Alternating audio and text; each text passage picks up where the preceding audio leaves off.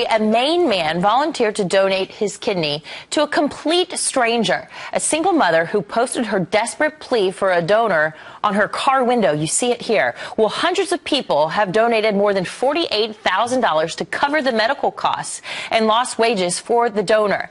That raised some serious ethical questions. The hospital now proceeding with the transplant, but originally they put the whole thing on hold. Here to discuss is Dr. Nancy Simpkins and Dr. Bruce Weinstein. Thanks for being with us. Great to be here. Dr. Weinstein, I mean, this is a tough, between a rock and a hard place, a spot that the hospital is in, because they've got two ethical responsibilities, a duty to restore health and also a duty to obey the law. So where do they go? So here are the truths we know.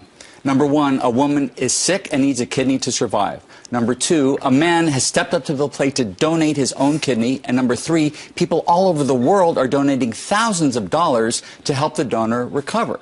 So how can the Maine Medical Center honor its obligation, as you say, to help the patient and to honor a law that says you can't sell your kidneys? Well, look, I'm an ethics expert, not a legal expert. Right. But the ethical solution is so straightforward, I can't even believe it hasn't come up yet. And that is, you keep the amount of money that the law allows, about $6,000, and then you give the rest back. Then the physicians are in compliance with the law, and they're helping the patient get better. Everyone wins. And come on, it's the letter of the law versus the spirit of the law as well. This guy who volunteered, he saw the desperate plea and came forward. He was actually on Fox & Friends last week. His name is Josh Dahl-Layton, and it doesn't appear at all that he was out for the money. Watch. At first, I think my family was a little apprehensive, but they know me, they know my character, and I really want to do this to help her out. I will miss 3 to 6 weeks of work. But if it saves her life, it's completely worth it to me. 3 to 6 weeks of work. So in the opposite end, he probably would have missed out on some money coming in. Right. So I think from a medical point of view, there's 150,000 people on a waiting list for transplants. 100,000 of those are kidney transplant people. So this was an altruistic donor who saw a sign in the back of the car to save this woman's life.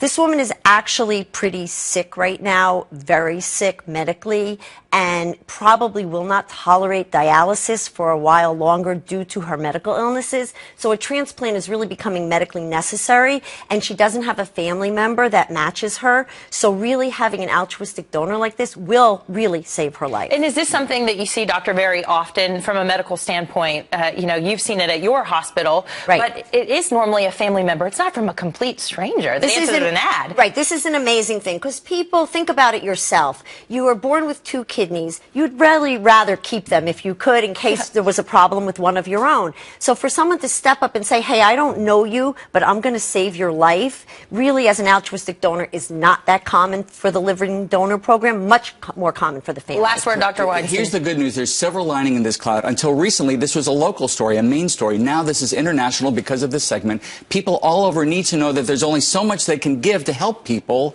to be in compliance with the law. So it's really a matter of educating people, which, quite frankly, this segment is doing, I hope. Yeah, and it's giving a lot of hope to people just Absolutely. in humanity in general. Yes, yes. Thank you so much. And for transplants. We need them. We do.